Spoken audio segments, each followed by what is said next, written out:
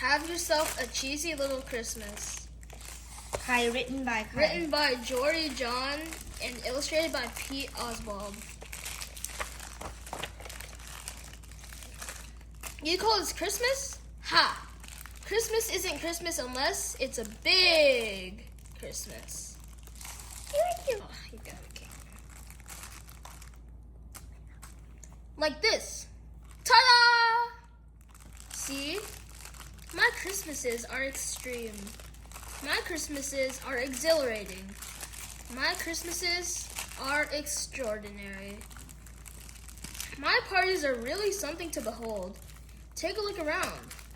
Are you seeing what I'm seeing? Look at this. And this. And that. And this. And these. And those. Also these. And that. And this. Oh, and that. And this. And these. And those. Ta-da! Also, not to brag, but I'm quite the stellar host. My conversation is the sparkliest. My jokes are the funniest. My laugh is the loudest. Ha ha ha ha. Ha ha ha. My decorations are the shiniest. My tree is the tallest. My snacks are the tastiest. My dance moves are the snazziest. And just when you think the festivities are over, I show up with another surprise. Bam! And another. Boom! And another. Bling. Also, you've never seen anyone give gifts like me. It's a motorboat. Enjoy. And you've never seen anybody get gifts like me. Rah! I will outmatch anybody when it comes to presents. Hey, thank you for the wristwatch. Here are 5 wristwatches in return. Gasped. And when you finally exit a big cheese Christmas party with your complimentary tote bag filled out with extravagant and expensive gadgets, you're absolutely exhausted from the revelry. Get some sleep, my friends. After all, if you can't win at Christmas, what's the point?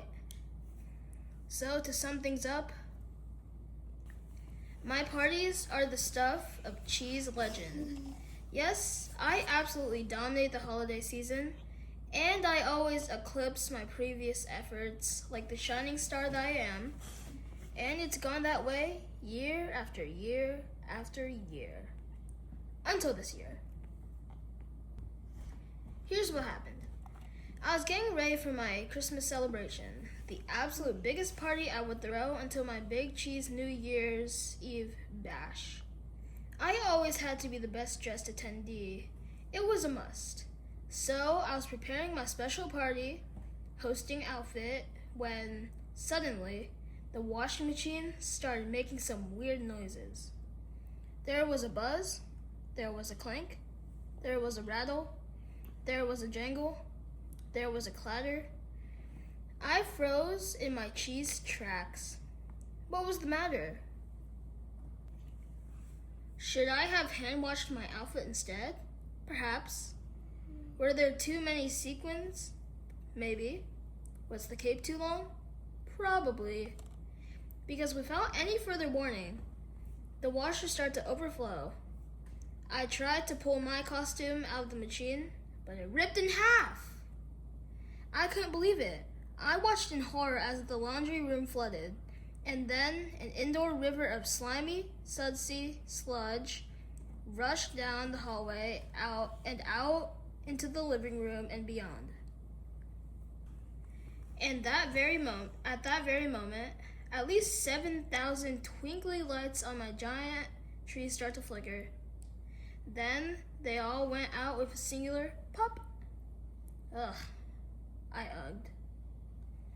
My enormous refrigerator was next. It fizzled out with a blop. Sheesh, I sheeshed. I looked around in dismay. My house was completely trashed. Arg, I argued. I spent the next hour cleaning up the mess. It was wet, it was smelly, my back hurt, I was woozy. And it felt absolutely endless. Like I was trying to tidy up a swamp. At this rate, there was absolutely no way I could still have a party. At last, I was finished.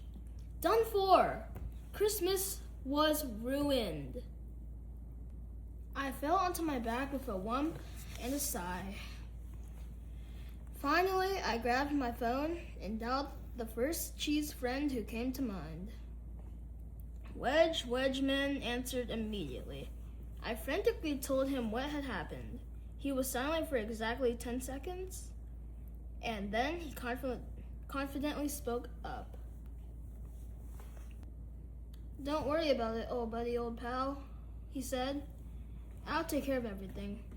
Tell folks to meet at my place at 8. I said with some hesitation in my voice.